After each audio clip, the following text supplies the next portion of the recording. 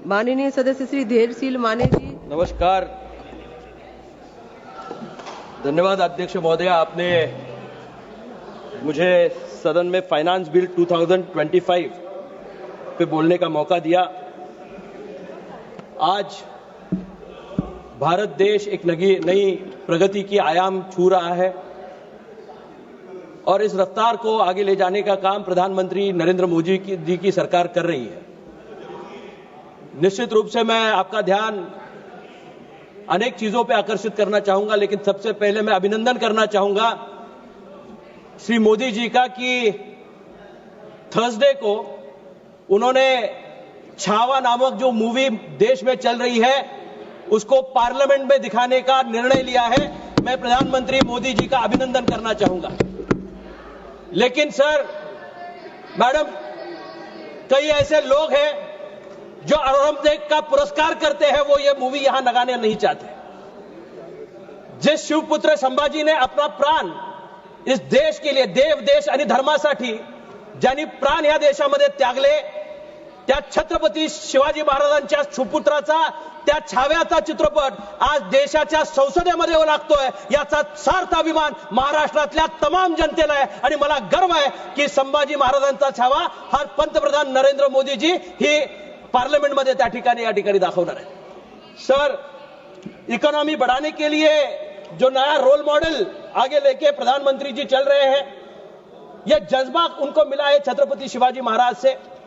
Taxation system तब के time में जो हुआ करता था शिवाजी महाराज के टाइम में, उसको इलेबोरेट करते हुए एक ही टैक्स लोगों पे होना चाहिए। बहुत अलग अलग टैक्स के सेक्शंस कांग्रेस के टाइम में यहां देश में चलते थे, लेकिन उसको अलग थलग दिखाते हुए उन्होंने एक नया सिस्टम बनाया जिसमें जीएसटी के माध्यम से हर एक टैक्स पेयर को उसमें लाया।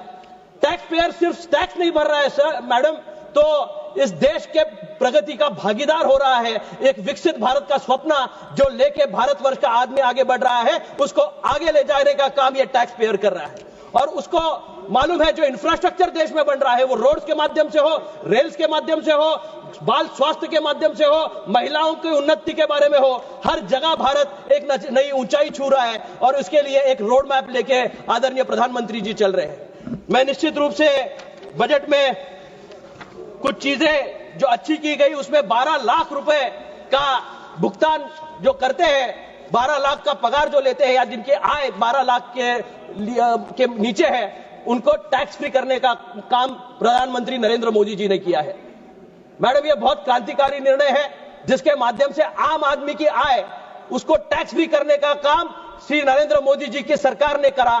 जिसका सिर्फ 60,000 की आय जिसकी थी उसको टैक्स फ्री करने का काम कांग्रेस के शासनकाल में था, उसको 12 लाख तक ले जाने का काम नरेंद्र जी मोदी सरकार ने करा है।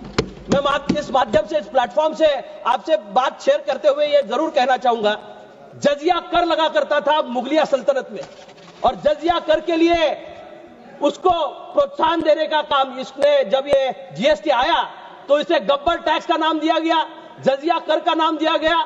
जिस औरंगजेब का पुरस्कार ये कर रहे हैं कर्नाटक सरकार में, एक तरफ यहां विपक्ष के नेता संविधान हाथ में लेके खड़े रहते हैं और कहते हैं कि हम संविधान बचाना चाहते हैं, और दूसरी तरफ कर्नाटक में संविधान बदलने की बात यही लोग करते हैं। मैं निषेध करता हूं ऐसी सरकार का जो संविधान को कटघरे में रखने का काम ये लोग कर रहे हैं।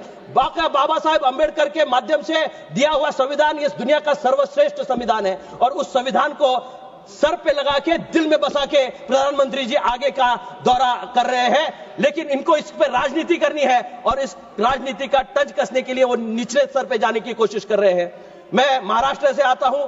कुछ 2 दिनों से आप टीवी पे देख रहे होंगे कि जिसका एक कमरा खाली है, वो जोकर महाराष्ट्र के उप मुख्यमंत्री के बारे में कुछ अनाप शराब बक रहे हैं।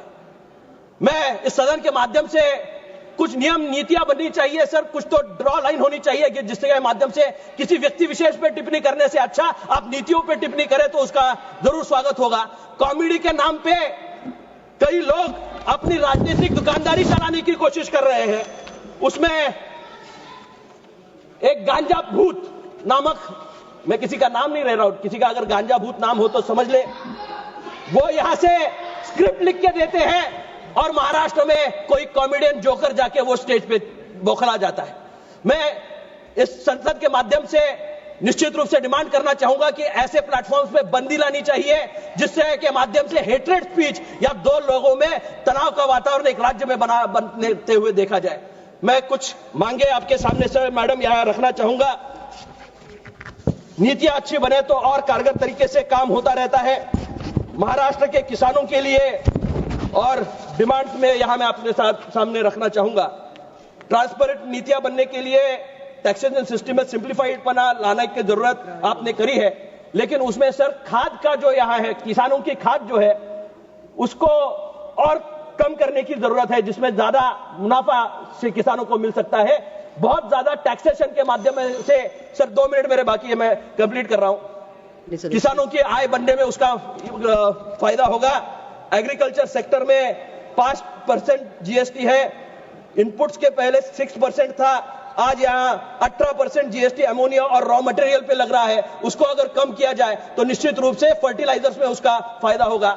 मेरे कॉन्स्टिट्यूएंसी की आखिर बात मैं यहां करके अपनी बातों को विराम दूंगा। मैडम, मेरे कॉन्स्टिट्यूएंसी में नागपुर रत्नागिरी हाईवे जा रहा है, जिसका काम अभी प्रगति पथ पर है।